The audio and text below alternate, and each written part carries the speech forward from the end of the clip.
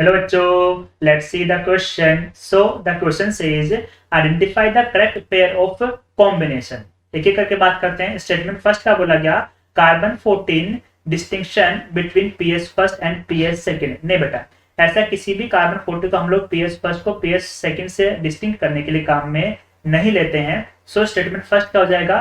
Incorrect हो जाएगा। Statement second की बात करेंगे बेटा, N14 सेमी कंजर्वेटिवनेस या semi conservation replication of DNA. ये वाली बात बिल्कुल सही बात है, क्योंकि बेटा हमने क्या बात की कि जो डीएनए का रेप्लिकेशन होता है, डीएनए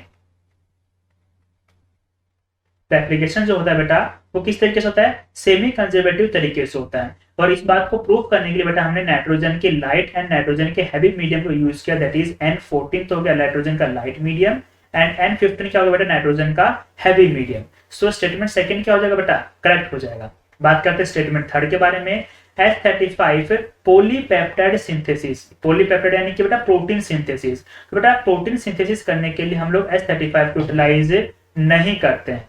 सो स्टेटमेंट थर्ड भी क्या हो गया? इनकरेक्ट हो गया। बात करते हैं स्टेटमेंट फोर्थ के बारे में।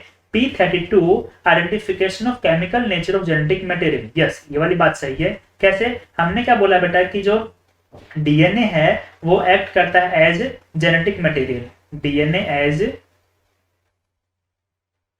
Genetic material.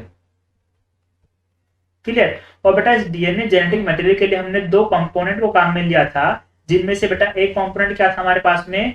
P32 यानी कि फोस्फेट 32। इसको हमने क्यों काम में लिया बेटा? क्योंकि हम लोग जानते हैं कि डीएनए के अंदर क्या होता है? फोस्फेट प्रेजेंट होता है।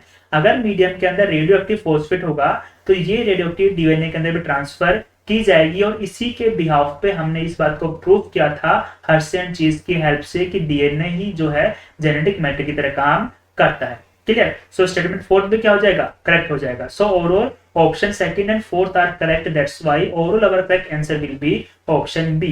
Best of luck.